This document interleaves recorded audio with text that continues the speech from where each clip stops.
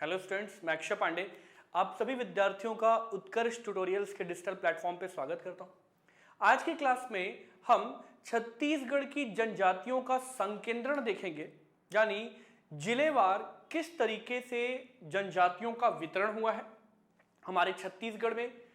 संपूर्ण सरगुजा संभाग से लेकर के नीचे यानी दक्षिण में बस्तर संभाग तक किस तरीके से जनजातियों का वितरण हुआ है जिलेवार। आज हम इसी टॉपिक का अध्ययन करेंगे कि छत्तीसगढ़ में जनजातियों का जिलेवार वितरण। इस वितरण से आपको हर बार परीक्षा में प्रश्न देखने को मिलेंगे। साथ ही साथ ये टॉपिक बहुत कॉम्प्लिकेटेड है, इसको लेकर के विद्यार्थियों के मन में बहुत सारा संशय रहता है कि किस तरीके से उनका वितरण हुआ है और कैसे याद करें। सबसे बड़ा प्रश्न यह है कि किस तरीके से हम इसको याद करें, क्योंकि ये बुनियाद है, जनजाति के अध्ययन का ये बुनियाद है।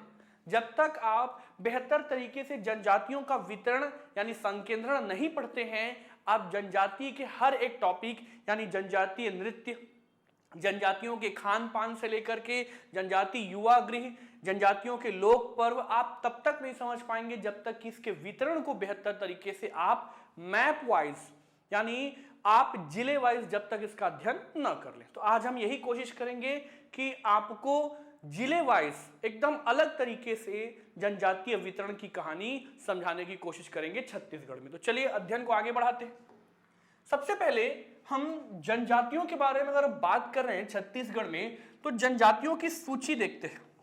सबसे पहले जनजातियों की सूची यानी लिस्ट ऑफ ट्राइब्स। समझिएगा, अगर हम बात करें तो भारतीय संविधान यानी इंडियन कॉन्स्टिट्यूशन के अनुच्छेद 342, ध्यान से सुन लीजिएगा, अनुच्छेद 342 की धारा 20 में बहुत बार प्रश्न पूछता है कि किस धारा में, तो याद रखिएगा अनुच्छेद 342 की धारा 20 में जनजातियों की सूची मिलती है। भारत में जनजातियों की जो सूची है यानी ट्राइब्स लिस्ट जो है, जनजातियों की सूची कहां से मिलती है, तो याद रखिएगा भारतीय संविधान के अनुच्छेद 342 की धारा 20 में भारत की समस्त जो जनजातियां हैं, उन जनजातियों से संबंधित जो लिस्ट है, उनकी जानकारी है, वो कहां से सामने आता है, अनुच्छेद 342 से। क्लियर हुआ होगा। अगर हम छत्तीसगढ़ के संदर्भों में बात करें, तो छत्तीसगढ़ में याद रखिएगा कुल 42 जनजातियां हैं। कितनी जनजातियां हैं, ये सबसे पहला प्रश्न आपसे बनेगा कि छत्तीसगढ़ में टोटल नंबर ऑफ ट्राइब्स कितने हैं या ट्राइबल ग्रुप्स कितने हैं। तो याद रखिएगा छत्तीसगढ़ में कुल 42 जनजातियां हैं, और ये जो 42 जनजातियां हैं ये 161 उप समूहों में या उपजातियों में वर्गीकृत है। 161 उप समूहों या उपजातियों में क्या है, वर्गीकृत है। तो ये प्रश्न आपसे बार बार बनेगा कि छत्तीसगढ़ में कुल जनजातीय समूहों की संख्या या जनजातियों की संख्या कितनी है, तो आपको याद रखना है 42 जनजातीय समूह की बात कर रहा हूं मैं। टोटल ट्राइब्स कितने हैं, 42 टाइप्स के ट्राइब्स आपको छत्तीसगढ़ में देखने को मिलेंगे। और छत्तीसगढ़ में जो जनजातियों की लिस्ट है यानी जनजातियों की जो सूची है, हम यही जानने की कोशिश कर रहे हैं ये जनजातियों की लिस्ट आपको कहां पर मिलेगी, तो इनके नामों की जो सूची है, 42 जनजातीय समूहों के नामों की जो सूची है, ये सूची आपको मिलेगी मध्य प्रदेश राज्य पुनर्गठन अधिनियम, मध्य प्रदेश राज्य पुनर्गठन अधिनियम 2000। याद रखिएगा प्रश्न बार बार पूछा जा चुका है कि छत्तीसगढ़ से संबंधित जनजातीय जो समूह हैं उनकी सूची कहां पर मिलेगी, तो आपको याद रखना है मध्य प्रदेश राज्य पुनर्गठन अधिनियम 2000, और इसी अधिनियम के माध्यम से हमारा छत्तीसगढ़ राज्य भी बना है। तो याद रखिएगा इसी पुनर्गठन अधिनियम में छत्तीसगढ़ की 42 जनजातियों और 161 जो उप समूह हैं, उपजातियां हैं, उनके संबंध में जानकारी या उनकी सूची मिलती है। तो ये आपको याद रखना है कि जनजातियों की सूची कहां पर मिलती है, तो ये बातें आपको याद रखनी है। यहीं से हमने देखा कि छत्तीसगढ़ में कुल 42 प्रकार की जनजातियां हैं, जनजातीय समूह है। तो हमें इन्हीं 42 जनजातीय समूहों के बारे में पढ़ना है कि इनका वितरण छत्तीसगढ़ में किस तरीके से है, यानी उत्तर से लेकर दक्षिण तक और पूर्व से लेकर के पश्चिम तक किस तरीके से जनजातियां छत्तीसगढ़ में वितरित है। बहुत इंपॉर्टेंट रहेगा। कोशिश करूंगा मैं आपको पूरी बातें एकदम अच्छे से समझाने की, और साथ ही साथ ये गारंटी है कि आपको 42 जो ये जनजातियां हैं आपको उंगली पर याद होंगी, और इनका संकेंद्रण यानी किस जिले में कौन सी जनजाति होगी वो भी आपको एक बार में समझ आएगा। तो चलिए आगे बढ़ाते हैं हम इसी कार्यक्रम को। चलिए समझते हैं। अब हम जिलावार समझने की कोशिश करेंगे। मैंने पहले भी बताया कि हम जिलावार हमारा अध्ययन होगा। हम जिलावार समझने की कोशिश करते हैं, और सबसे पहले आपके सामने जो दिख रहा है ये सरगुजा संभाग के क्षेत्र है। अगर आप मानचित्र से परिचित होंगे तो ये सरगुजा संभाग, और सरगुजा संभाग के साथ साथ थोड़ा सा हम बिलासपुर संभाग दोनों एक साथ कवर कर लेते हैं। सरगुजा और बिलासपुर संभाग को एक साथ कवर करने की कोशिश करेंगे। देखिएगा यहाँ पर सरगुजा और बिलासपुर संभाग को, तो आप मानचित्र में देख पा रहे होंगे कि ये आपका, अगर हम सरगुजा संभाग की बात करें तो ये आपका जसपुर हो गया, ये बलरामपुर जिला, ये आपका सरगुजा, ये आपका सूरजपुर, और ये हम अगर ऐसे बीच में ब्रेक कर दें तो ये हमारा मनेन्द्रगढ़ और कोरिया। ये हमारे सरगुजा संभाग के 6 जिले हो गए। सबसे पहले समझते हैं कि इन जिलों में यानी छत्तीसगढ़ की उत्तरी क्षेत्र में कौन कौन सी जनजातीय समूह आपको देखने को मिलेंगे। जनजातीय समूह मैं बोल रहा हूं, देखिएगा ध्यान से। सबसे पहले अगर हम कोरिया और मनेन्द्रगढ़ दोनों जिलों की बात करें, दोनों को अगर समग्र रूप से देखें तो यहां पर कोल एक बात, दूसरा कोल से ही आपको याद रखना है, कोल से ही आपको पकड़ना है कोलम, कोल से आपको पकड़ना है कोलम, कोलम, तीसरा आपको पकड़ना है भील, और चौथा यहीं पर आपको पकड़ना है भील मीना, याद रखिएगा भील मीना। ये 4 जनजातीय समूह आपको मनेन्द्रगढ़ और कोरिया जिले में देखने को मिलेंगे। क्लियर हुआ। जो हमारा पूर्वी बघेलखंड का हिस्सा है, जो पूरी तरीके से कोयला बेल्ट है, आप सब जानते हैं कि ये जो हमारा मनेन्द्रगढ़ कोरिया जो जिला है ये पूर्वी बघेलखंड का हिस्सा है। पूरा सरगुजा संभाग लगभग आधा सरगुजा संभाग हमारा पूर्वी बघेलखंड का हिस्सा है। और अगर हम मैन पार्ट को आधार मान के अगर हम पूर्व की तरफ बढ़े तो ये जसपुर सामरी पाट प्रदेश है। तो आपको याद रखना है कि जो मनेन्द्रगढ़ और कोरिया जिला है यहां पर आपको 4 जनजातियां, कोल से ही आपको कोलम पकड़ना है, भील और भील से भील मीना, याद रखिएगा। तो ये 4 जनजातियां आपको इन्हीं क्षेत्रों में देखने को मिलेंगी। ये मध्य प्रदेश से संबंधित जनजातियां भी हैं। तो ये 4 जनजातियां हो गई आपको। अब चलिए, अब सूरजपुर में आपको पकड़ना है पंडो, सूरजपुर में आपको पकड़ना है पंडो या पंडोप। अब देखिएगा, अगर मैंने सूरजपुर को पंडो बताया है, सूरजपुर में पंडो जनजाति बताया है, इसका तात्पर्य यह है कि प्रमुख रूप से पंडो जनजाति का संकेंद्रण सूरजपुर में है। लेकिन ऐसा नहीं है कि आसपास के जिलों में नहीं है। पंडो आपको सूरजपुर के साथ साथ कोरिया में भी देखने को मिलेंगे, यानी यहां भी देखने को मिलेंगे। थोड़ा बहुत आपको सरगुजा वाले क्षेत्र में भी देखने को मिलेंगे, बलरामपुर में भी देखने को मिलेंगे, यानी आसपास के जो जिले हैं वहां भी इनका संकेंद्रण है, इनका वितरण है। लेकिन प्रमुख रूप से पंडो जनजाति आपको कहां पर देखने को मिलेगी? सूरजपुर में। याद रखिएगा, ये राज्य की विशेष पिछड़ी जनजातियों में शामिल है, यानी पर्टिकुलरली वर्नरेबल ट्राइब्स, पीवीटी कहते हैं इन पर भी मैं एक वीडियो आपके सामने लेकर आऊंगा। कमेंट करके बताइएगा कि आपको क्या छत्तीसगढ़ की विशेष पिछड़ी जनजातियों पर आपको वीडियो चाहिए या नहीं चाहिए। ठीक है, तो देखिएगा आपको पंडो या पंडोप बहुत अच्छे से समझिएगा, ये आपको कहां देखने को मिलेंगे? सूरजपुर। तो ये 4 हो गया और पंडो आपका क्या हो गया? 5। अब चलते हैं, अब हमको ट्रेस करना है बलरामपुर। तो बलरामपुर में आपको याद रखना है कोड़कू और पारधी, कोड़कू और पारधी। आप ऐसे भी याद कर सकते हैं केपी। कैसे याद कर सकते हैं? बलरामपुर में केपी, के से कोड़कू और पी से पारधी, कोड़कू और पारधी बहुत इंपॉर्टेंट है, याद रखिएगा। तो बलरामपुर में आपको कोड़कू और पारधी, लेकिन ये बलरामपुर में ही इनका संकेंद्रण नहीं है, आसपास के जिलों में भी है। जैसे कोड़कू और पारधी थोड़ा बहुत आपको जसपुर में भी देखने को मिलेंगे, थोड़ा बहुत सरगुजा में भी देखने को मिलेंगे, थोड़ा बहुत आपको सूरजपुर वाले क्षेत्र में देखने को मिलेंगे। लेकिन प्रमुख रूप से कोड़कू और पारधी का संकेंद्रण कहां पर मिलेगा आपको? तो याद रखिएगा बलरामपुर जिले में। यहां तक समझ में आ गई। अब थोड़ा इनके कार्यों पर भी चर्चा कर लेते हैं। कोल और भील, कोल, कोलम, भील, भील मीना, आपको कोल और भील पकड़ना है। ये दोनों ही जो जनजातियां हैं, कोल जनजाति, ये कोयले से संबंधित काम करेगी। किससे संबंधित काम करेगी? कोयला। तो कोल कोयले से संबंधित काम करती है। अगर हम पंडो जनजाति की बात करें तो पंडो जनजाति का मुख्य कार्य एक तो कृषि है, दूसरा कांस्य शिल्प है, यानी कांसे से संबंधित जो भी उत्पाद होते हैं वो कौन बनाती है? पंडो जनजाति। तो कांस्य शिल्प और दूसरा कृषि से संबंधित कार्य करती है हमारी पंडो। इसके बाद आपको पकड़ना है कोड़कू। कोड़कू जमीन खुदाई का काम करती है, मिट्टी खुदाई का काम करती है कोड़कू। और पारधी जो है वो काले रंग के पक्षियों का शिकार करते हैं। पारधी को ही याद रखिएगा, कई जगह पारधी को ही आपका पारधी शिकारी, इन्हीं को शिकारी भी बोलते हैं, इन्हीं को बहेलिया भी बोलते हैं। पारधी, शिकारी, बहेलिया, ये सब कौन है? तो आपको याद रखना है पारधी जनजाति। तो कोल, कोल मीना 2, भील और भील मीना, कोल कोलम, भील और भील मीना, ये 4 हो गए। पंडो 5, पंडो को ही पंडोप भी कहते हैं। पंडो 5, कोड़कू 6 और पारधी 7। अब आ जाइए जसपुर जिले में। अगर हम जसपुर की बात करें तो जसपुर का एक कोड है, देखिएगा जसपुर में हम एक कोड के थ्रू पकड़ सकते हैं। सबसे पहले नगेसिया, आप कैसे याद कर सकते हैं? तो आप जानते होंगे फरसा बहार। फरसा बहार जो है ये हमारा एक तहसील है और फरसा बहार के पास ही तपकरा, तपकरा करके एक जगह है, नागलोक के नाम से प्रसिद्ध है। आप सब जानते होंगे, पूछा जाता है कि छत्तीसगढ़ के नागलोक के रूप में प्रसिद्ध है, तो याद रखिएगा तपकरा।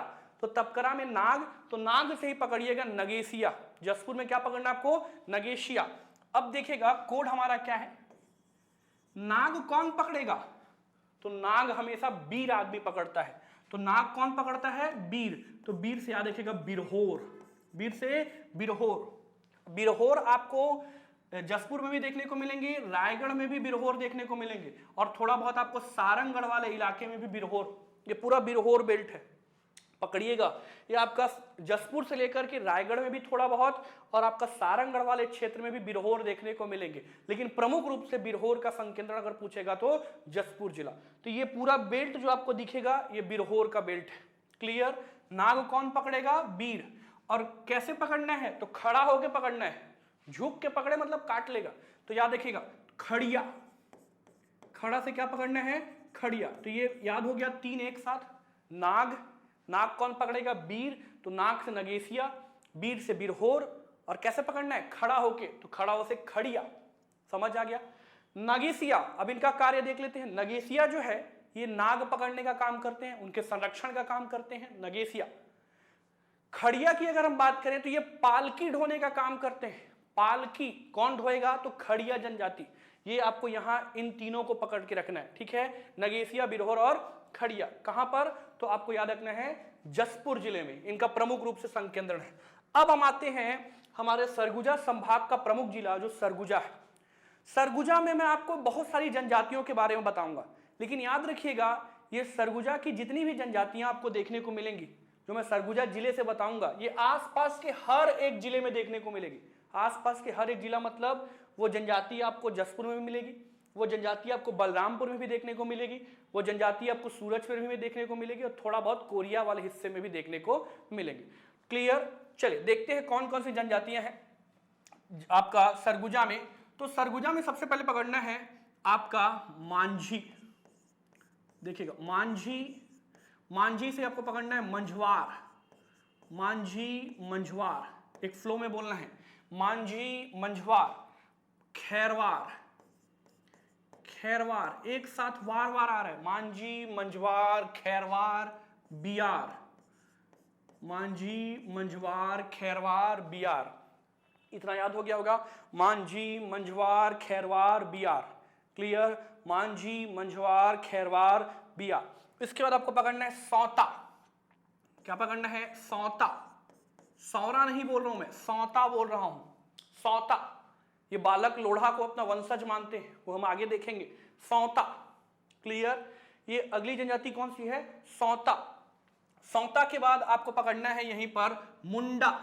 सौता, मुंडा, सौता, मुंडा। क्लियर? मुंडा के साथ साथ आपको यहीं पर पकड़ना है भुइयां।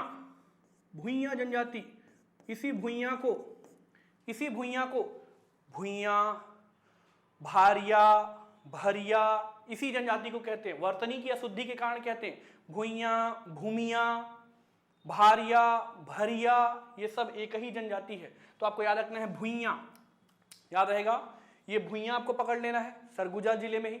इसके साथ ही साथ आपको पूरा क्षेत्र में, मतलब सरगुजा, आपका जसपुर, बलरामपुर, सूरजपुर, इन क्षेत्रों में थोड़ा बहुत कोरबा, यहां पर पकड़ना है ओरांव। क्या पकड़ना है? ओरांव या उरांव, उरांव या उरांव, ये भी आपको सरगुजा में पकड़ लेना है, उरांव या उरांव। देखिए हम कैसे कह रहे हैं, मैं भले इनका संकेंद्रण आपको सरगुजा बता रहा हूं, लेकिन सरगुजा के साथ साथ आसपास के जिलों में भी है। ओरांव आपको थोड़ा बहुत कोरबा, ये कोरबा है हमारा, तो थोड़ा बहुत आपको कोरबा में भी देखने को मिलेगा। ओरांव का थोड़ा बहुत संकेंद्रण आपको रायगढ़ जिले में भी थोड़ा देखने को मिलेगा, उत्तरी रायगढ़ वाले क्षेत्र में, धर्मगढ़, धर्मजयगढ़ वगैरह जो हमारे तहसील है। क्लियर हुआ? तो ये आपको जो आपको मैं बता रहा हूं, ये आपको कहां पकड़ना है? इस सरगुजा में। क्लियर? तो मैंने क्या क्या बता दिया, देखिएगा। पहला आपको बताया हूं मैंने कोल, कोल। दूसरा हमने देखा कोलम, ये दोनों ही आपका कोरिया और आपका मनेंद्रगढ़। तीसरा आपका भील, चौथा आपका भील मीना, भील से ही आपको पकड़ लेना है, भील मीना, याद हो जाएगा आपको। फिर उसके बाद आपको सूरजपुर में पकड़ना है पंडो, पंडो या पंडोप, पंडो हो गया। फिर छठवां आपको, उसके बाद आपको चलना है बलरामपुर जिले में कोड़कू, कोड़कू, और आपको सातवां पकड़ना है पारधी, कोड़कू और पारधी, ये सातवां हो गया। उसके बाद नीचे आइए तो आठवां आपको पकड़ना है नगेसिया। नाक कौन पकड़ेगा? तो बीर आदमी, तो नगेसिया के बाद बिरहोर। नाक कौन पकड़ेगा? बीर आदमी, तो नगेसिया के बाद बिरहोर। और कैसे पकड़ना है? तो खड़े होके, यानी खड़िया। ये तीनों आपका रायगढ़ पकड़ लेना है, 10 हो गया। ठीक है, उसके बाद अब आप देखते हैं 10 के बाद 11वां आपको पकड़ना है। अब हम कहाँ चलते हैं? सरगुजा। तो सरगुजा में मैंने अभी कहा आपको मांझी, एक साथ पकड़ना है फ्लो बनाते हुए, मांझी। 12वां है आपका मंझवार, मांझी, मंझवार, खैरवार। देखिए कितना आसान हो गया याद करना, खैरवार, बियार, मांझी, मंझवार, खैरवार, बियार। 15वां हो गया आपका सौता, सौता, मुंडा, देखिए मुंडा। और 17वां आपको याद रखना है भारिया, भरिया,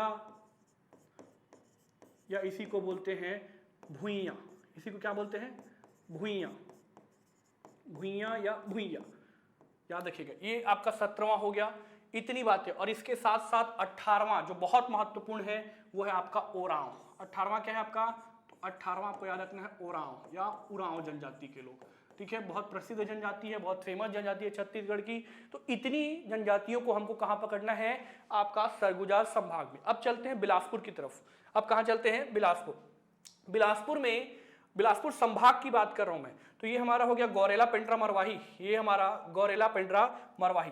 तो यहीं पर पकड़ना है आपको, यही गौरेला, पेंड्रा, मरवाही और बिलासपुर पूरा, ये यहां पर पकड़ना आपको भैना। क्या पकड़ना है? भैना। ध्यान से सुनिएगा, भैना आपको कहां कहां देखने को मिलेगा? तो भैना आपको गौरेला, पेंड्रा, मरवाही के साथ साथ आपको बिलासपुर में देखने को मिलेगा, और थोड़ा बहुत आपको रायगढ़ में भी भैना देखने को मिलेगा, याद रखिएगा। तो भैना को कैसे याद रखना है? भैना, गौरेला, पेंड्रा, मरवाही और बिलासपुर। बिलासपुर से टूट के ही गौरेला, पेंड्रा, मरवाही बना है। तो गौरेला, पेंड्रा, मरवाही, बिलासपुर, और थोड़ा बहुत आपको याद रखना है कहां पर? रायगढ़।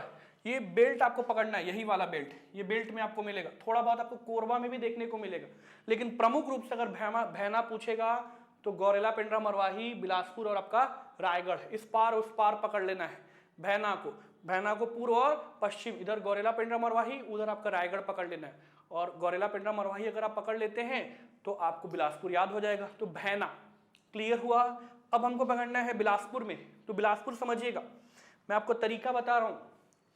छत्तीसगढ़ में 2 ही शहर हैं, ऐसे आपको दिमाग में रखना है। वैसे तो कई शहर हैं, लेकिन 2 बड़े शहर आपको हैं, रायपुर और बिलासपुर। तो ध्यान से सुनिएगा, जैसे ही आपको बिलासपुर में आएंगे, सहरिया, बिलासपुर में सहरिया, शहर के लोग। तो शहर के लोग क्या खाते हैं? शहर के लोग पहले तो धनी होते हैं। धनी होते हैं कि नहीं होते? तो शहर के लोग धनवार, यहीं से पकड़ना है धनवार। शहर लोगों के पास बहुत धन होता है, शहर के लोगों के पास बहुत धन होता है, तो सहरिया से धनवार। और उसके बाद ये लोग क्या खाते हैं, पाव, पाव खाते हैं ना। तो पाव भी कहाँ की जनजाति है, बिलासपुर वाला आपको क्षेत्र पकड़ना है, बिलासपुर जिला। क्लियर, पाव, पाव, और ये जोड़ के याद करने के लिए है पाव, और पाव के बाद आपको याद रखना है मवासी। पाव खाने के बाद क्या हो गया, मवासी हो गया, ऐसे याद रखिएगा। पाव के बाद मवासी, शहर के लोग पाव खाते हैं और गांव के लोग रोटी खाते हैं, तो ऐसे जोड़ के याद रख सकते हैं। लेकिन पाव जनजाति है, और प्रमुख रूप से जनजाति आपको कहां देखने को मिलेगी, बिलासपुर जिले में, यानी बिलासपुर संभाग में इसका प्रभाव है, और खासकर बिलासपुर जिले में। तो याद रखिएगा, सहरिया, धनवार, पाव और मवासी। मैं बिलासपुर बोल रहा हूं तो ये पेंड्रा में भी मिलेगा, गौरेला, पेंड्रा, मरवाही लगे हुए जिलों में भी मिलेंगे, लेकिन प्रमुख रूप से कहां मिलेगी ये जनजाति, तो आपको रखना है बिलासपुर। ये क्लियर हो गया होगा। अब चलते हैं, अगर आप लोगों ने पढ़ा होगा तो राष्ट्रीय राजमार्ग 49 NH49 जो बिलासपुर से चांपा होते हुए, शक्ति होते हुए, आपका रायगढ़ होते हुए उड़ीसा के लिए निकल जाता है, NH49, तो वही पकड़ना है। ये जो बेल्ट आपको देखने को मिलेगा, यही बेल्ट है कंवर। किसका बेल्ट है, कंवर। तो ध्यान से सुन लीजिएगा, ये बेल्ट है आपका कंवर जनजाति का। कौन सी जनजाति का, 49 नंबर सड़क पकड़ के चलनी है आपको, कंवर। कंवर आपको बिलासपुर में भी देखने को मिलेगा, आपका चांपा हो गया, शक्ति, थोड़ा बहुत रायगढ़, और थोड़ा बहुत आपको कहां देखने को मिलेगा, कोरबा। तो ये जो बेल्ट आपको दिख रहा है, ये कंवर का बेल्ट है, कंवर जनजाति। इसी कंवर जनजाति के थे गहिरा गुरुजी हमारे, तो याद रखिएगा कंवर, जो सैन्य संबंधित कार्य भी करते हैं, ये हम कार्यों पर भी चर्चा करते चलेंगे। तो याद रखिएगा कंवर।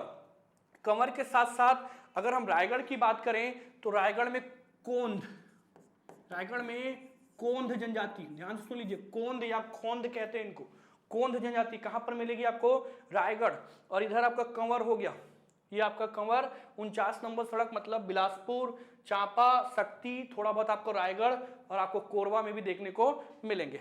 अब देखिएगा, अब हम पकड़ने की कोशिश करते हैं, ये अगर आपको जिले ट्रेस होंगे, ये हमारा मुंगेली जिला है, मुंगेली, और ये आपका मुंगेली से लगा हुआ ये कवर्धा, और कवर्धा के बाद ये नीचे अगर हम बात करें, कवर्धा के नीचे तो हमारा खैरागढ़, राजनांदगांव वाला हिस्सा। तो समझिएगा, अगर हम ये खैरागढ़ है, मैं KH लिख रहा हूँ, खैरागढ़, ये हमारा कवर्धा, और ये हमारा मुंगेली, ये पूरा मैकल वाला रेंज है। कवर्धा, आपका खैरागढ़, कवर्धा और मुंगेली, यहां पर आपको मिलेगा, इन बेल्ट में मिलेगा आपको, इस बेल्ट में आपको मिलेगा बैगा और अगरिया। क्या मिलेगा, बैगा प्लस अगरिया, ध्यान से सुन लीजिएगा, बैगा प्लस अगरिया, बैगा प्लस अगरिया, मतलब बैगा जनजाति मिलेगी इस क्षेत्र में, और अगरिया, बैगा जो जड़ी बूटी संबंधित कार्य करते हैं, और अगरिया लोहे संबंधित कार्य करते हैं। तो बैगा और अगरिया कहाँ देखने को मिलेगा, खासकर मैकल रेंज में, और मैकल में भी कहाँ, तो आपको पकड़ना है खैरागढ़, खैरागढ़ के बाद कवर्धा, और कवर्धा के बाद मुंगेली। लेकिन प्रमुख रूप से अगर इनका संकेंद्रण पूछेगा बैगा का, तो बैगा का प्रमुख रूप से संकेंद्रण कहां पर है, तो आपको याद रखना है कवर्धा जिले में। बैगा का प्रमुख रूप से संकेंद्रण कहां पर है, तो आपको पकड़ना है कवर्धा जिले में। तो ये दोनों यहां पर याद रखेंगे। इसी कवर्धा, देखिएगा, कवर्धा और बिलासपुर, कवर्धा और बिलासपुर, ये बेल्ट पकड़ना है आपको, कवर्धा और बिलासपुर। यहां आपको मिलेंगे परधान, क्या मिलेंगे, परधान, ध्यान से सुन लीजिएगा, कवर्धा और बिलासपुर में आपको देखने को मिलेंगे परधान। भले मैं मुंगेली बना रहा हूं थोड़ा सा, लेकिन सबसे ज्यादा संकेंद्रण परधान का कहां है, तो एक तो आपका बिलासपुर, और दूसरा आपका कवर्धा। कवर्धा और बिलासपुर वाले बेल्ट में देखने को मिलेंगे आपको परधान। तो मैंने क्या कहा, परधान कहां मिलेंगे, मैं यहां लिख देता हूं, परधान आपको प्रमुख रूप से कहां मिलेगा, तो परधान आपको मिलेगा, परधान आपको प्रमुख रूप से कहां मिलेंगे, तो एक तो कवर्धा, और दूसरा आपका बिलासपुर, यानी BSP। क्लियर हुआ होगा, यहां पर आपको मिलेगा परधान। आगे चलें, अब थोड़ा सा हम और नीचे चलते हैं। खैर, हमने लगभग बिलासपुर संभाग को कवर कर लिया है। अब चूंकि यहीं पर ये बिलासपुर से लगा हुआ, यहाँ बलौदा बाजार है, ये बिलासपुर से लगा हुआ हमारा बलौदा बाजार है, तो यहीं पर याद रखिएगा बिंझवार, कौन सी जनजाति मिलेगी, बिंझवार, यहीं पर मैं बताता हूं, बिंझवार। ये बलौदा बाजार तो वैसे रायपुर संभाग का पार्ट है, लेकिन मैंने आपको यहीं पर बता दिया है कि बलौदा बाजार में क्या, कौन सी जनजाति मिलेगी, बिंझवार। याद रखिएगा, शहीद वीर नारायण सिंह जी हमारे बिंझवार जनजाति के थे। तो उम्मीद है ये सारी बातें क्लियर हुई होंगी। अब हमने 18 ओरांव देख लिया था, 18 में हमने ओरांव देख लिया था। ओरांव के बाद आप 19 में याद रखिए भैना, ठीक है। 19 भैना, 20 सहरिया, 21 धनवार, 22 पाव, 23 मवासी, 24 आपका कंवर, 25 आपका कोंद, 26 आपका कोंद, 26 आपको पकड़ना है बैगा और अगरिया, 26 27 और प्रधान आपका हो गया 28 और 29 आपका बिंझवार। लगभग मैंने 29 जनजातियों को अब तक, जनजाति समूहों को आपको अब तक बता दिया है बिलासपुर और आपके सरगुजा संभाग में 29 जनजातियों को। तो आप अपने कॉपी पेन में इन 29 जनजातीय समूहों को प्रॉपर नोट करेंगे और उम्मीद है ये आपको मैप वाइज टेस्ट हुआ होगा। चलिए अब आगे चलते हैं, आगे समझते हैं। अगला अब यहां हमारा नीचे के 3 संभाग, जो प्रमुख संभाग, 3 संभाग बच गए, यानी इधर आपका दुर्ग संभाग, इधर आपका रायपुर संभाग और नीचे में हमारा बस्तर संभाग। यहां भी हम जनजातियों को समझने की कोशिश करेंगे। तो चलिए देखते हैं। अब सबसे पहले अगर आपको ये मैप ट्रेस हो रहा होगा तो हम सबसे पहले ट्रेस कर लेते हैं हमारा रायपुर कहां पर है। तो ये रहा हमारा रायपुर, मैं रायपुर लिख देता हूं ताकि उसके बाद आप पूरी चीजों को समझ पाए। रायपुर के ऊपर हमारा था ये बलौदा बाजार, तो बलौदा बाजार में हमने देखा कि कौन सा बिंझवार, मैंने पीछे ही बताया है फिर बता रहा हूं, बलौदा बाजार में बिंझवार, शहीद वीर नारायण सिंह, बलौदा बाजार बिंझवार जनजाति से संबंधित थे। अब अभी मैंने बताया था कि 2 ही बड़े शहर हैं, एक आपका बिलासपुर और एक आपका रायपुर। तो सहरिया आपका बिलासपुर में भी देखने को मिलेगा और सहरिया आपको कहां देखने को मिलेगा, रायपुर। तो रायपुर में भी आपको याद रखना सहरिया, रायपुर में भी आपको क्या रखना है, सहरिया। और कौन कौन है, थोड़ी बहुत मात्रा में है लेकिन है, रायपुर में भी आपको सहरिया देखने को मिलेगा। अब रायपुर से लगा हुआ ये हमारा महासमुंद जिला है, तो याद रखिएगा सौरा, क्या पकड़ना है, सौरा।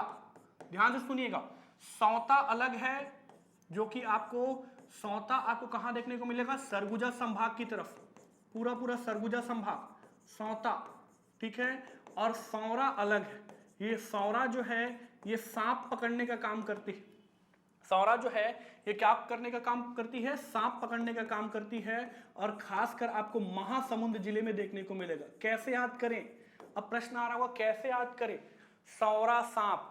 तो आप जानते हैं कि इसी महासमुंद और आपके बलौदा बाजार जिले में जो हमारा अभ्यारण्य है बार नवापारा, आप सभी ने सुना होगा बार नवापारा, और बार नवापारा में आपको रेंगने वाले जानवर मिलेंगे यानी सर्प। तो आपको याद रखना है सौरा आपको कहां पर मिलेगा, महासमुंद जिले में। अब आपको समझ आ रहा होगा पूरा, सौरा आपको कहां मिलेगा, महासमुंद। अब नीचे आइए गरियाबंद जिला, ये रायपुर के बाद हमारा नीचे गरियाबंद जिला। तो गरिया में आपको पकड़ना है, गरियाबंद जिले में भुंजिया, क्या पकड़ना है, भुंजिया। गरियाबंद में क्या पकड़ना है, भुंजिया। ये लोग लोहे से खुद को दागते हैं, भूंज देते हैं, भुंजिया। भुंजिया के साथ साथ आपको पकड़ना है कमार, भुंजिया के साथ साथ आपको पकड़ना है कमार, भुंजिया और कमार। लेकिन कमार का थोड़ा बहुत संकेंद्रण आपको कहां देखने को मिलेगा, रायपुर। मतलब कमार ये दोनों पकड़ लिए होंगे, कमार आपको गरियाबंद तो मिलेगा ही मिलेगा, गरियाबंद में प्रमुख रूप से कमार जनजाति देखने को मिलेगी, लेकिन गरियाबंद के साथ साथ रायपुर जिले में भी आपको कमार जनजाति देखने को मिलेगी। तो भुंजिया और कमार कहां पर आपको पकड़ना है, गरियाबंद। यहां तक समझ आ गया होगा। अब चलिए, अब आपको पकड़ना है कंडरा, क्या पकड़ना है, कंडरा। बहुत इंपॉर्टेंट जनजाति है कंडरा। कैसे पकड़ेंगे कंडरा, तो देखिएगा ये हमारा, अब तो ये राजनांदगांव अभी एक दिख रहा होगा आपको ये मैप में, लेकिन ये अब 4 पार्ट में लगभग टूट चुका है। तो ये हमारा जो नीचे मोहेला मानपुर वाला हिस्सा है देखिएगा, और जो राजनांदगांव वाला हिस्सा है, यहां पर आपको राजनांदगांव में आपको कंडरा देखने को मिलेगा। राजनांदगांव, ये हमारा राजनांदगांव है, ठीक है। और ये हमारा मोहेला मानपुर अंबागढ़ चौकी है, ये हमारा मोहेला मानपुर अंबागढ़ चौकी वाला जो जिला है, ठीक है। यहां भी आपको कंडरा देखने को मिलेगा, कंडरा देखिएगा, कंडरा। इसके बाद आपको थोड़ा बहुत बालोद का जो निचला हिस्सा है, ये बालोद जिला है, बालोद का निचले हिस्से में आपको कंडरा, मतलब ये पूरा बेल्ट आप ऐसे बना सकते हैं, ये पूरा बेल्ट आपका कंडरा है, ये पूरा बेल्ट आपका कंडरा है। क्लियर हुआ। तो ये बालोद का निचला हिस्सा, बालोद का निचला हिस्सा, थोड़ा बहुत आपको धमतरी का निचला हिस्सा देखने को मिलेगा, ये भी आपको कंडरा, धमतरी का निचला हिस्सा भी आपको कंडरा। कंडरा आपको कहां देखने को मिलेगा, तो थोड़ा बहुत गरियाबंद जिले में भी आपको कंडरा देखने को मिलेगा, कंडरा गरियाबंद जिला। क्लियर हुआ। इसके साथ ही साथ ये सभी जिलों में आपको क्या देखने को मिलेगा, आपका राजनांदगांव, मोहिला मानपुर जो निचला हिस्सा है, ये आपका जो बालोद का निचला हिस्सा यानी दक्षिणी हिस्से में कंडरा, धमतरी के निचले हिस्से यानी दक्षिणी हिस्से में कंडरा, और थोड़ा बहुत आपको गरियाबंद जिले में कंडरा देखने को मिलेगा। यहां तक समझ आ गया होगा। चलिए आगे बढ़ते हैं। अब यहां से देखिएगा, यहां से ये जो बेल्ट आपको देखने को मिल रहा है, देखिएगा ध्यान से, यहां से यानी ये जो कांकेर का हिस्सा है, कांकेर, थोड़ा बहुत आपको ये आपका नारायणपुर वाला हिस्सा, थोड़ा बहुत आपको नारायणपुर वाला हिस्सा, यहां पर आपको देखने को मिलेगा हलबा। क्या देखने को मिलेगा? हलबा। प्रमुख रूप से अगर हलबा पूछेगा तो कांकेर, लेकिन ये आपको कांकेर के साथ साथ थोड़ा बहुत नारायणपुर और थोड़ा बहुत आपके जो ऊपर के हिस्से यानी बालोद का जो हिस्सा है, थोड़ा बहुत आपका धमतरी और ये बालोद का जो हिस्सा है, यहां पर भी आपको हलबा देखने को मिलेगा। यानी हलबा अगर कहा जाए तो हलबा प्रमुख रूप से कांकेर, प्रमुख रूप से कांकेर, ये कृषि संबंधित कार्य करते हैं। क्लियर? कांकेर के साथ साथ थोड़ा बहुत आपको नारायणपुर, हल्का फुल्का नारायणपुर, थोड़ा बहुत आपको बालोद, थोड़ा बहुत आपको बालोद, थोड़ा बहुत आपको धमतरी, इन क्षेत्रों में भी हलबा देखने को मिलेंगे। लेकिन प्रमुख रूप से अगर कहा जाए तो प्रमुख रूप से हलबा जनजाति आपको कहां देखने को मिलेगी? कांकेर जिले में। क्लियर? अब नीचे आते हैं, अब हम बस्तर संभाग की तरफ बढ़ चुके हैं, अब हम नीचे आते हैं। तो नीचे में अगर देखा जाए तो ये कोंडागांव, ये कोंडागांव, ये आपका नारायणपुर और नारायणपुर के बाद बस्तर, कोंडागांव, नारायणपुर और बस्तर, यहां आपको देखने को मिलेगी मुड़िया जनजाति। कौन सी जनजाति? मुड़िया जनजाति। ध्यान से सुनिएगा, मुड़िया, मुड़िया को कहां देखने को मिलेगी? तो मुड़िया आपको कोंडागांव, नारायणपुर और बस्तर, देखिए इसीलिए मैंने एक एरो बनाकर बनाया है कि कोंडागांव, नारायणपुर और बस्तर, इन क्षेत्रों में आपको कौन सी जनजाति देखने को मिलेगी? मुड़िया। अब समझिएगा, सबसे पहले अगर हम मुड़िया पे चर्चा कर रहे हैं तो सबसे छत्तीसगढ़ के सबसे बड़े जनजातीय समूह यानी गोंड पर चर्चा करना बनता है। गोंड, ध्यान से सुनिएगा, आप सभी ने सुना होगा गोंडों के बारे में। गोंड जो है ये छत्तीसगढ़ का सबसे बड़ा जनजातीय समूह है, सबसे बड़ा जनजाति समूह। ध्यान से सुन लीजिएगा, जनजातियों का समूह है। सबसे बड़ा जनजाति समूह छत्तीसगढ़ का कौन सा है? तो आपको याद रखना है गोंड। सबसे बड़ा जनजाति समूह कौन सा है? गोंड। याद रखिएगा गोंडों के बारे में कि अगर पूछा जाए कि इनकी उप जातियां कितनी हैं, गोंडों की उप जातियां कितनी हैं, तो आपको याद रखना है गोंडों की कुल 41 उप जातियां हैं। मैंने अभी बताया था शुरुआत में ही कि कुल 42 जनजातियां हैं छत्तीसगढ़ में और 42 जनजातियां जो हैं वो उप जातियों में टूटी हुई हैं 161। तो उस 161 में से अकेले 41 किसकी हैं? गोंडों की। सर्वाधिक उपजातियां किस जनजाति समूह की हैं? तो आपको मार के आना है गोंड। याद रखिएगा 161 में से अकेले 41 किसकी हैं? गोंडों की। अगर इनकी शाखाओं की बात करें, कितनी शाखाएं हैं छत्तीसगढ़ में गोंडों की, तो आपको याद रखना है कुल 30 शाखाएं, 41 उपजातियों में टूटे हुए हैं और 30 शाखाएं हैं। शाखाएं कहने का तात्पर्य है कि कहां से गोंडों का उदय हुआ है। कुछ मानेंगे कि हमारे गोदावरी के आसपास वाले क्षेत्र से हुआ है, कुछ खुद को आंध्र प्रदेश से जोड़ेंगे, कुछ महाराष्ट्र वाले हिस्से से जोड़ते हैं, मतलब अलग अलग शाखाएं। इस तरीके से समझिए कि एक पेड़ अलग अलग शाखाओं में टूटा होता है अलग अलग स्थानों से, तो वैसे ही अपनी उत्पत्ति को लेकर के अलग अलग इनकी 30 शाखाएं हैं। कितनी शाखाएं हैं? 30 और 41 उपजातियां हैं। याद रखने वाली बात यह है कि छत्तीसगढ़, अगर हम ट्राइबल पॉपुलेशन देखें, छत्तीसगढ़ का टोटल जो ट्राइबल पॉपुलेशन है, टोटल ट्राइबल अगर हम पॉपुलेशन की बात करें, छत्तीसगढ़ की जो कुल जनजाति है, कुल जनजातियों का लगभग 56%, याद रखिएगा कुल जनजातियों का लगभग 56% कौन है? गोंड। मतलब जितनी जनजातियां छत्तीसगढ़ में हैं ओवरऑल अगर उनकी पॉपुलेशन देखी जाए तो उसमें से 56% अकेले गोंड है, यानी मोर देन 50%। अगर मान लीजिए छत्तीसगढ़ में जनजातियों की कुल संख्या 100 है, एग्जांपल समझते हैं, तो उस 100 में से 56 गोंड है। तो याद रखिएगा 56% टोटल ट्राइबल पॉपुलेशन का। और अगर हम छत्तीसगढ़ के कुल पॉपुलेशन का देखें, छत्तीसगढ़ के कुल पॉपुलेशन का, टोटल पॉपुलेशन का, अगर हम छत्तीसगढ़ की बात करें, ओवरऑल छत्तीसगढ़ की कुल जनसंख्या का, तो याद रखिएगा 17.5%, लगभग 17.5%। समझ आ रहा है इनका योगदान कितना बड़ा है? छत्तीसगढ़ के आर्थिक, सामाजिक सभी संरचना में इनका योगदान है। छत्तीसगढ़ की कुल जनसंख्या का 17.5% और कुल जनजातियों की जनसंख्या का 56% अकेले गोंड है। इसीलिए मैंने कहा था कि सबसे बड़ा जनजातीय समूह है। आप जो भी मैं अभी बता रहा हूं आपको, माड़िया, आगे बताऊंगा माड़िया, मुड़िया, ये सब उसकी उपजातियां हैं। 41 है ना, माड़िया, मुड़िया, दंडामी माड़िया, दंडामी माड़िया। मैं आपको कुछ प्रमुख नाम बता देता हूं, दंडामी माड़िया, दोरला, दोरला, अंध, दोरला, अंध, अभी बताऊंगा अंध कहां पर है, अंध, याद रखिएगा। उसके बाद आपका भतरा, भतरा, ये सब किसकी उपजातियां हैं, तो याद रखिएगा गोणों की। मैंने अभी मुड़िया का जिक्र किया है, मुड़िया जो है वो गोणों में शामिल करना है, तो ये गोणों में शामिल है, ये कंप्लीट एक है गोण, ठीक है, ये गोणों में ही शामिल करना है, इनको अलग से काउंट नहीं करना है। लेकिन मैं मुड़िया चूंकि विशेष जनजाति है छत्तीसगढ़ की, इसलिए मैं इसको संकेंद्रण बता रहा हूं, लेकिन ये सब किस में शामिल है, गोणों में ही शामिल है।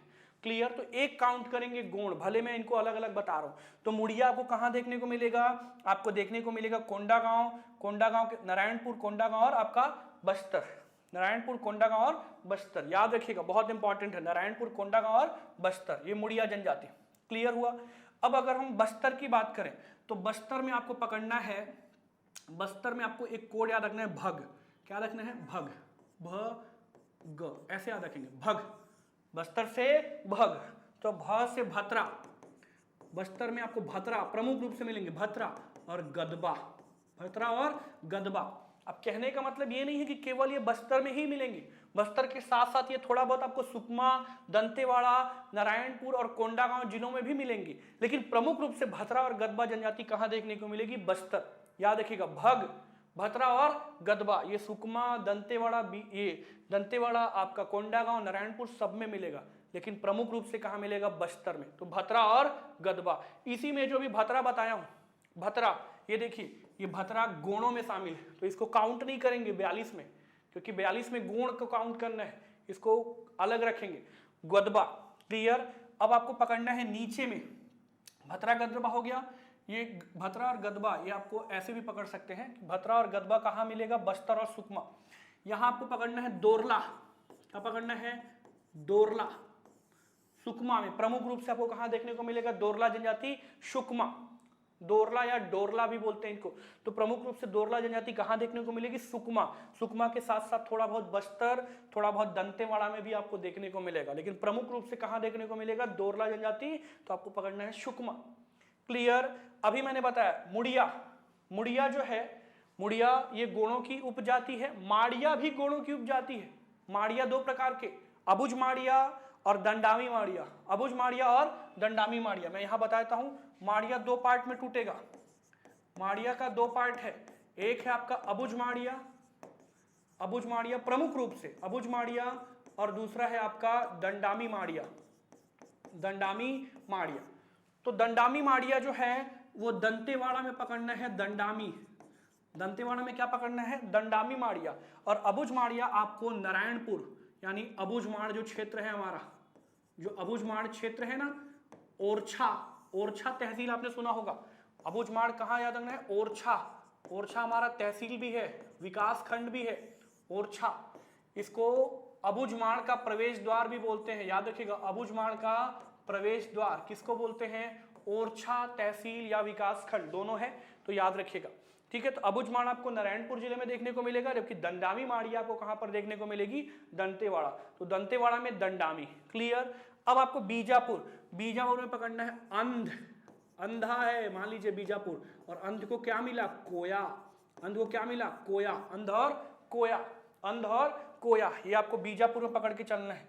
इसके साथ साथ, इसके साथ साथ ये संपूर्ण क्षेत्र में, मैं गोला बना रहा हूं ध्यान से देखिएगा, ये संपूर्ण क्षेत्र में आपको मिलेगा धुरवा और परजा जनजाति। कौन सी, धुरवा और परजा जनजाति, ध्यान से सुन लीजिएगा, धुरवा और परजा। ये देखिए मैंने गोला बनाया है, मतलब ये सुकमा में भी मिलेगा धुरवा, बीजापुर में भी मिलेगा, दंतेवाड़ा में भी मिलेगा, बस्तर में भी मिलेगा, आपको नारायणपुर में भी मिलेगा, कोंडागांव में भी मिलेगा, धुरवा और परजा, इसीलिए मैंने गोल घेरा बनाया है, ध्यान से देख लीजिएगा, ये धुरवा और परजा है पूरा पूरा, धुरवा और परजा, याद रखिएगा, धुरवा और परजा। तो धुरवा भी, अभी धुरवा नहीं लिखा हुआ, ये धुरवा भी इसी में शामिल है, गोणों में शामिल है, धुरवा, याद रखिएगा, धुरवा भी इसमें शामिल है। क्लियर। तो इतनी जनजातियां आपको पकड़नी है, ये आप टोटल काउंट करेंगे। अब तक अगर आप काउंट करेंगे, अच्छा आपको क्या क्या छोड़ देना है काउंटिंग में, 42 जनजातियों की काउंटिंग में क्या क्या छोड़ देना है, माड़िया, मुड़िया, दंडामी माड़िया, इन सबको एक लेना है। जो मैंने यहां पर लिखा है इन सबको एक गुण में काउंट करना है, एक जनजाति समूह। तो अगर अब तक आप काउंट करेंगे तो अब तक आपको जितना मैंने बताया है इसमें अगर हम देखें तो अब तक आपको 39 जनजातियां मिल चुकी होंगी। आप अपनी कॉपी में नोट करते चलिएगा और लिखते चलिएगा। अब तक आपको 39 जनजातियां मिल चुकी होंगी, ठीक है। 3 जनजातियां मैं अलग से बता रहा हूं यहां पर, 3, ये 3 को अलग से याद रखना है। इनके संकेंद्रण के बारे में कोई विशेष जानकारी नहीं मिलती कि इनका वितरण कहां पर है, लेकिन इनका नाम भी याद रखना है। और बहुत निम्न है इनकी मात्रा, बहुत कम है इनकी मात्रा। पहला है डामरिया, तो सड़क में डामर होता है ना, तो डामरिया, सड़क में डामर, तो डामर से पकड़ना है डामरिया। दूसरा सौर, दूसरा क्या पकड़ना है, सौर। और तीसरा है सोर, सौर और सोर, ऐसे करके याद रखिएगा। ये 3 डामरिया, सौर, सौर हो गया ये, और सोर, डामरिया, सौर और सोर, ये 3 आपको पकड़ना है। तो 39 और 3 42 हो गया। तो ये 42 जनजातियां जो हैं, 42 जो जनजातियां हैं छत्तीसगढ़ की, ये जनजातियों का संकेंद्रण जो है वो आपको देखने को मिला। उम्मीद है ये पूरा संकेंद्रण, ये पूरा वितरण जिलेवार आपको समझ आया होगा। क्लियर? आप बार बार इस वीडियो को देखें, बार बार इसे समझने की कोशिश करें, क्योंकि ये आधार है जनजातियों का। तो आपको उम्मीद है ये वीडियो पसंद आया होगा। अगर पसंद आया है तो जो भी आपके बहुमूल्य सुझाव हैं हमें लिखें, जरूर लिखें अपना कमेंट। साथ ही साथ वीडियो को ज़्यादा से ज़्यादा शेयर करें, लाइक करें और चैनल को सब्सक्राइब करें, ताकि लगातार हमारे प्रयास, हमारी टीम के द्वारा जो भी मेहनत आपके लिए की जा रही है वो आप तक सार्थक रूपों में पहुंच सके। धन्यवाद।